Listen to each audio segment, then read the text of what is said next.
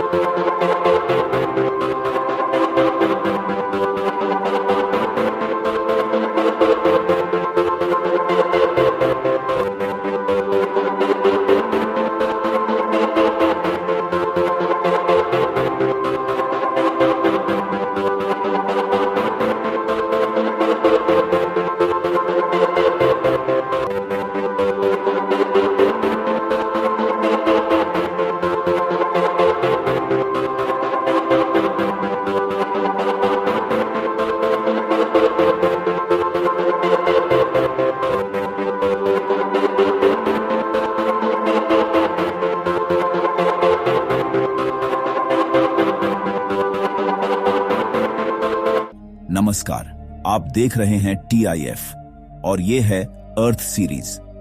पृथ्वी पे जीवन का आधार सूर्य है और बिना सूर्य के पृथ्वी का कोई अस्तित्व नहीं है। इसलिए पृथ्वी से पहले सूर्य कैसे बना, इसको थोड़ा सा समझ लें। अरबों साल पहले मिल्की वे गैलेक्सी के एक कोने में गैस और धूल का बादल घूम रहा था, जिससे साइंटिफिकली नेबुला कहते हैं। इस नेबुला का निर्माण ब्लैक होल और स्टार की वजह से होता है। इसमें किसी पुराने तारे के अवशेष भी थे, जिसमें बहुत पहले सुपरनोवा विस्फोट हुआ था। गैस और धूल के कण तैरते रहे, लेकिन वे शुरू में दूर दूर ही थे। लेकिन तभी पास के एक तारे में भी सुपरनोवा विस्फोट हुआ, जिससे अंतरिक्ष में प्रकाश और ऊर्जा के झटके वाली तरंगें चारों ओर फैल गईं। इससे इस बादल में गैस और धूल के कण पास पास आ गए। जैसे जैसे ही नेबुला में मैटर बढ़ता गया, वैसे वैसे इस मैटर की ग्रेविटी भी बढ़ती गई। यानी जो नेबुला फैला हुआ था, वह ग्रेविटी की वजह से गोले के आकार में आने लगा। क्योंकि ग्रेविटी के नियमों के हिसाब से ग्रेविटी गोले का आकार ही लेती है, जिसके कारण वह एक फैले हुए गैस के बादल की जगह पर एक गोल गैस का बादल बनने लगा था। समय के साथ साथ स्टार और ब्लैक होल के कारण हमारे नेबुला का मास और भी बढ़ रहा था। ज्यादा मास होने के कारण ज्यादा तेजी से अपनी रोटेशन कर पा रहा था और ज्यादा ठोस गोले में बदल पा रहा था। और इसी बदलाव में एक और चीज हुई, जिसके कारण हमारा नेबुला बिखर गया।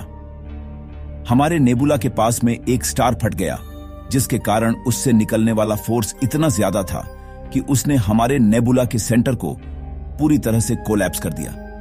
हमारा नेबुला गोले के आकार में ना होकर एकदम फ्लैट हो गया, जिसके कारण नेबुला के अंदर मौजूद एक एक कण बिखर गया। यह कण अलग अलग संख्या में अलग हुए और यह कण धीरे धीरे आसपास के कणों को अपने पास खींचने लगे और धीरे धीरे कण इकट्ठा होने लगे। इसका एंगुलर मोमेंटम, यानी जिस स्पीड से घूम रहा था, वह बढ़ने लगी। और यदि हमारे फिजिक्स के हिसाब से जो चीज जितनी छोटी होगी, उसके घूमने की गति उतनी तेज होगी। इसी कारण कणों के इकट्ठा होने के कारण नेबुला की स्पीड और तेज हो चुकी थी। जैसे जैसे हमारे नेबुला की स्पीड बढ़ रही थी, वैसे वैसे हमारे नेबुला के केंद्र पर खिंचाव बढ़ता जा रहा था। हमारी केंद्र की ग्रेविटी बढ़ रही थी और पूरे नेबुला का मास धीरे धीरे करके हमारे केंद्र पर केंद्रित हो रहा था। और केंद्र पर प्रेशर इतना बढ़ गया कि हमारे केंद्र का टेम्परेचर भी बढ़ने लगा, क्योंकि प्रेशर टेम्परेचर के डायरेक्टली प्रोपोर्शनल होता है। यानी प्रेशर बढ़ने के साथ तापमान का बढ़ना तय है। नेबुला का टेम्परेचर इतना बढ़ने लगा कि उसके कणों में हाइड्रोजन एटम आपस में मिलकर हीलियम बनाने लगे। ऐसे ही हमारे सूर्य का निर्माण हुआ।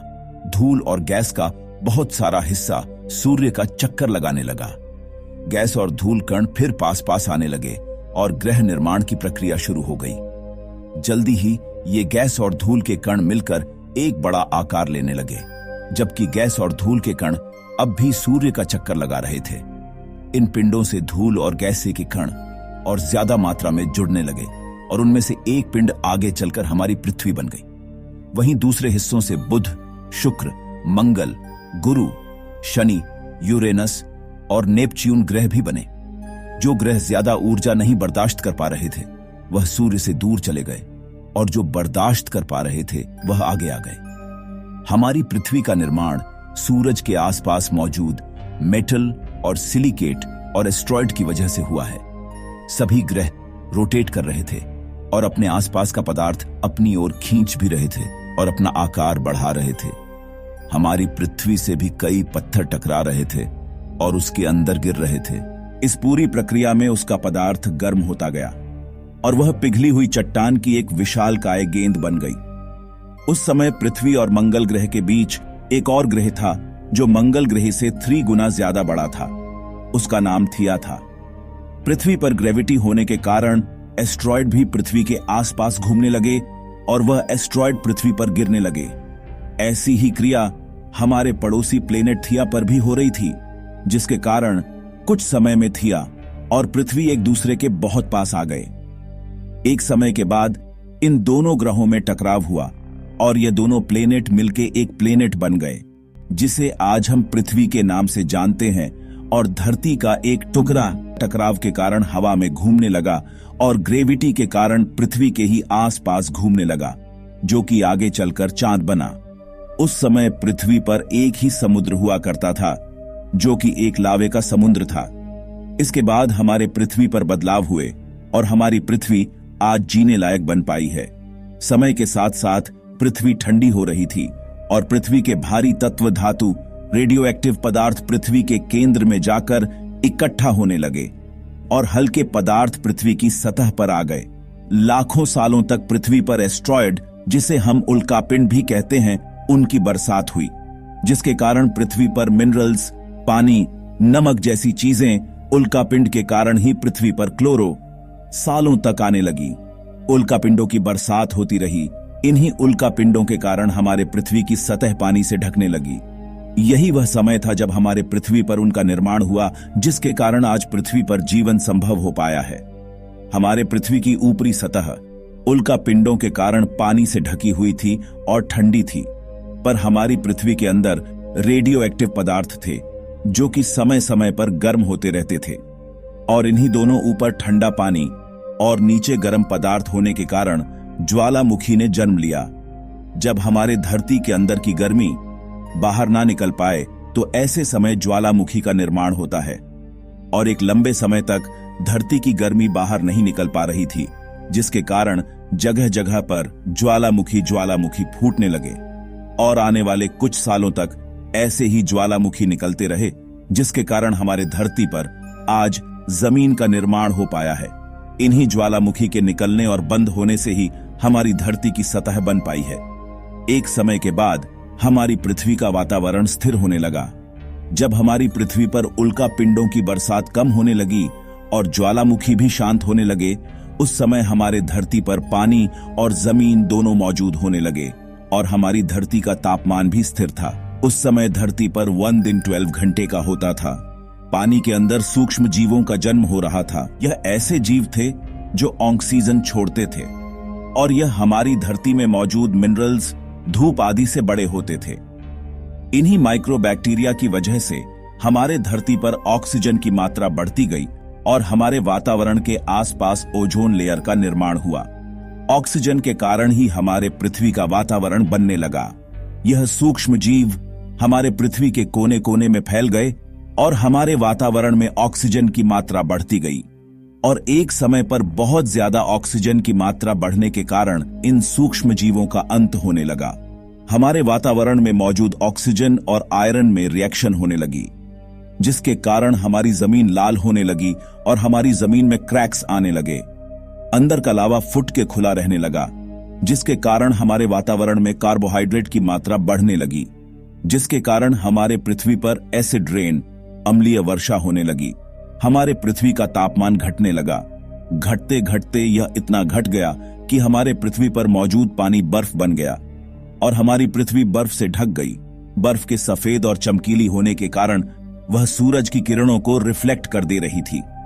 इसके कारण सूरज की किरणें पृथ्वी पर नहीं आ पा रही थीं और बर्फ जमी रह जा रही थी। कई लाखों सालों तक ऐसे ही बर्फ जमी रही, पर पृथ्वी के अंदर की गर्मी ज्वालामुखी के रूप में फिर से बाहर निकली और बहुत जगह ज्वालामुखी फूटे, जिसके कारण बर्फ पिघलनी शुरू हो गई और हमारे जमीन के अंदर ऑक्सीजन की मात्रा बढ़ने लगी। हमारे धरती के अंदर जीवों का निर्माण तेजी से होने लगा और वह वातावरण के हिसाब से खुद को ढाल लेते थे। धीरे धीरे पेड़ पौधों का जन्म हुआ। समुद्र के अंदर पेड़ पौधे, जीवन आदि विकसित हो रहे थे और वह तापमान के हिसाब से अपने आप को ढाल ले रहे थे और उनका पूरी तरह से खात्मा नहीं होता था। जब ज्वालामुखी ने बर्फ को पिघलाया तो फिर से सूक्ष्म जीवों के कारण ऑक्सीजन की मात्रा बढ़ी और जमीन के अंदर पानी में फैलने वाले पेड़ धीरे धीरे करके जमीन पर भी फैलने लगे। ऐसे ही हमारा वातावरण बना। ऑक्सीजन की वजह से धरती पर होने वाली एसिड रेन कम होने लगी और ओजोन लेयर मोटी होने लगी और जीवन पृथ्वी पर अच्छे से पनपने लगा। वक्त के साथ साथ जमीन पर पेड़ पौधे, जानवर, आदमी का जन्म शुरू हुआ। पानी के अंदर रहने वाले जानवरों ने जमीन पर रहना शुरू कर दिया और वह अपने रहने के तरीके आदि के कारण अलग अलग तरह के जानवर में बदलने लगे। पेड़ों की लंबाई भी बहुत ऊपर ऊपर तक होने लगी थी। 80 से 100 फीट के पेड़ होने लगी और एक घने जंगल बन रहे थे। समुद्री जानवर जंगली जानवर में बदल रहे थे और जल जीवन के साथ साथ थल जीवन भी बसने लगा। पृथ्वी पर वातावरण बन गया था। पृथ्वी का वातावरण स्थिर हो गया था। पृथ्वी का तापमान अचानक से बदल नहीं रहा था। यही वह समय था जब डायनासोर ने अपना राज किया। डायनासोर पानी से निकलने वाले जानवर थे जो धरती पर रहने लगे थे और वह आगे चलकर अपने हिसाब से बड़े और ताकतवर होने लगे थे और उन्होंने करोड़ों सालों तक पृथ्वी पर राज किया। पृथ्वी की धरती विभाजित हो रही थी, जिससे पहाड़ बन रहे थे। अफ्रीका से एक भाग टूटकर आज के तिब्बत से टकराया और हिमालय का निर्माण हुआ। पृथ्वी का एक बार और विनाश होने को था। हिमालय से भी बड़ा, बहुत बड़ा एक एस्ट्रॉयड पृथ्वी से आकर टकरा गया, जिसकी स्पीड 80000 किलोमीटर पर घंटे की थी। जिस समय यह पृथ्वी से टकराया वह ऊर्जा इतनी थी जैसे कि 100 परमाणु बम साथ में पृथ्वी पर फटने पर हो। इतनी ऊर्जा के कारण डायनासोर, पेड़ पौधे आदि का विनाश हो गया। समुद्र में बाढ़ आ गई। भूकंप, आग आदि के कारण पृथ्वी का विनाश होने लगा। कुछ ही घंटों में ही पृथ्वी का वातावरण पूरी तरह से दूषित हो गया।